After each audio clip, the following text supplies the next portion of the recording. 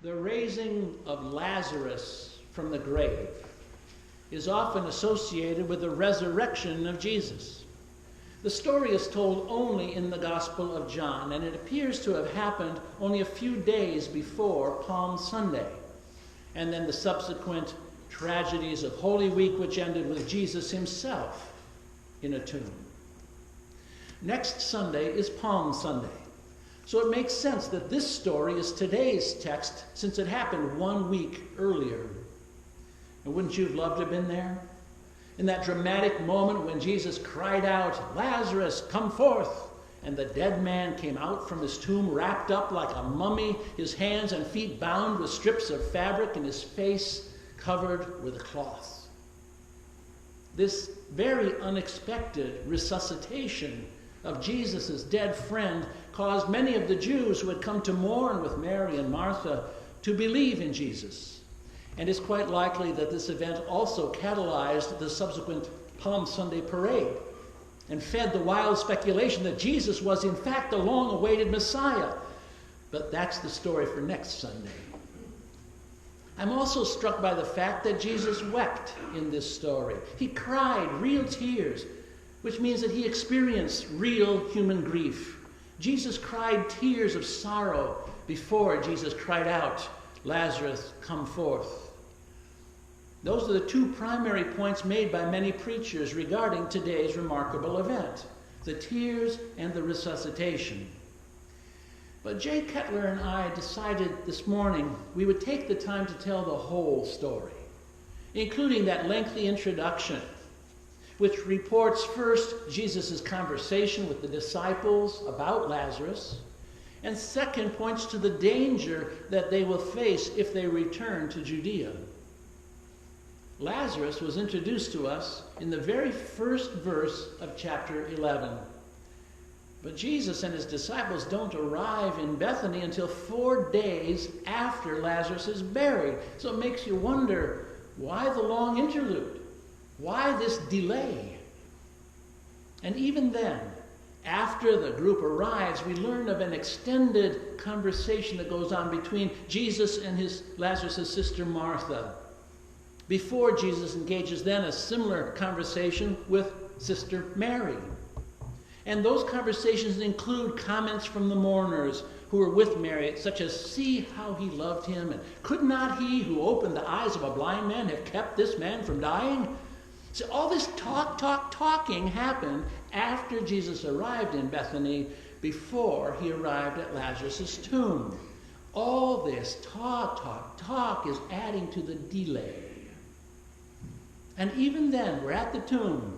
The miracle that we're expecting is further delayed by Martha's protest about the stench, and then by Jesus' prayer. What's up with all that? If this story is intended by John to highlight Jesus' power, the power to raise the dead, why all these side stories? Why the delays? Why these several extended conversations? Why record Jesus' public prayer? Seems to me this is not just about Lazarus coming back alive. It's a story about how Jesus persisted in the face of any number of deterrents in his efforts to try to bring life to the dead. A lot of other things had to be overcome, not merely death, in order to raise Lazarus. And it would include, toward the end of the story, the fact that Lazarus had been tightly wrapped in burial cloths, which would have all but immobilized even a healthy person, would have caused them to stumble, as well as the poor man was blindfolded too. But the problems cropped up really at the very start. When word came to Jesus about Lazarus' illness, the disciples urged him, "Do not go back to Judea," because of the hostile reaction that they had already encountered in Jerusalem. When Thomas made his bold comment, "Well, let us go also, that we might die with him," reminds us that back in chapter 10, immediately prior to today's reading, the crowd in the temple had taken up stones to stone Jesus to death. And further, that the Jewish authorities had given orders to anyone who knew where Jesus was should let them know, so that they might arrest him. He is a wanted man with a poster out. The disciples' overarching desire not to go back to Judea leads to their subsequent misunderstanding about Jesus' use of the word sleep as regards their friend Lazarus. You see, they say, if Lazarus is only sleeping, the rest will do him good. Lazarus should be all right when he wakes up. They argue there's no need to go. Because of their obvious resistance to return to Judea, Jesus had to tell them plainly, Lazarus is dead. Saying he was sleeping was just a metaphor, guys. When Jesus and his disciples arrive in Bethany, it's only 2 miles outside of Jerusalem. Martha is the first one who meets him. And she's obviously unable to grasp what Jesus is saying about her brother rising again. Her traditional religious language in response to Jesus' novel proposal that he's going to raise Lazarus to new life shows how baffled she was. And in her baffledness, in her grief, she probably would be a lot like any of us. First, Martha explains to Jesus the doctrine of the resurrection that the Jewish elders had taught her, namely that all people who die will rise at once in the great day of judgment at the end of time and stand before God's throne. Right? Right. Her brother Lazarus, he's going to be among them. At least that's what she'd been taught, and that's what she believes. She knows what resurrection is. And Jesus says to Martha, I am the resurrection and the life. So if it's about him, it's not really about God's judgment day. It's not about the end of time. It's not that people are going to have to wait until all people are dead before it can start happening. Jesus said, I am the resurrection and the life. And then he said, those who believe in me, even though they die, will live. And everyone who lives and believes in me will never die. Martha, do you believe this? For a second time, Martha uses traditional religious language to answer Jesus. Oh, yes, Lord, I believe that you are the Messiah, the Son of God, the one who is coming into the world. And that's a very fine statement of faith. It's a fine formula for the religious traditional, but it dodges the real question that Jesus has asked her. Do you believe that even though someone dies, they continue to live? That is, if Jesus is to be trusted, we actually never die.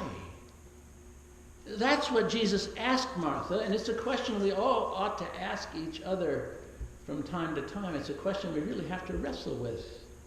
Is life eternal? Now, while I suspect that Jesus is quite excited in anticipation of the dramatic event that he knows is about to unfold, the reason he came, what did he say to his disciples? He said, I'm glad I was not there so that you may believe. He's stoked up. What does he say to Mary and to the Jewish mourners that are with her? Did I not tell you that if you believe you would see the glory of God? Jesus has come, as he said, I've come to awaken Lazarus. Verse 11, hello, hallelujah. I think Jesus was excited about what was about to happen because to Jesus it promises to be a glad and a glorious thing he's about to do. But to Martha, Lord, if you had been here, my brother would not have died. And to Mary, Lord, if you had been here, my brother would not have died. And to the Jewish mourners, couldn't he who opened the eyes of a blind man have kept this man from dying? See, to them there's no sense of anticipation. There is no expectation of any miracle about to happen. All they are, frankly, as I read the story, is irritated at Jesus. That he did nothing to prevent Lazarus from dying in the first place. Wasn't that his job, huh? Isn't that the payoff that Martha and Mary expected? Lazarus too maybe expected from their friendship with Messiah Jesus. If you're a friend of Jesus and you have him in your home for dinner, you make dinner for his disciples, don't you expect some tit for tat? Talk about some deterrence to raising the dead to life.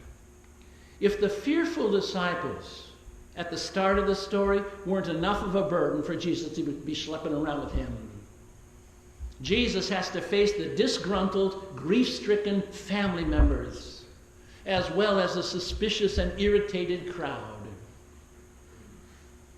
Coming to the tomb, Jesus orders the stone to be taken away. But instead of anybody going for a crowbar, Martha worries out loud the wisdom about opening the grave, the stench of death, 4 days, I mean, surely he stinketh, in the King James Version. No one understands Jesus, and no one at first obeys him. I suspect it's for the simple reason that nobody expects that life can come out of death. No one grasps that Jesus is actually the life-giving power of God, manifest in their midst and available to them at all times. They've just got to believe it. He says, trust him, have faith, do as he says. Now, if I were Jesus about now in the story, I'd probably be rolling my eyes. I would throw up my hands. So you can thank God that I'm not Jesus.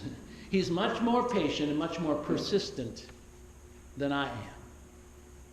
To Martha's traditional, conventional, religious beliefs about how resurrection must happen, Jesus says, look, I am the resurrection and the life. I am. Present tense. The promised dynamic of the age to come has already begun. It's right here. It's right now. It's in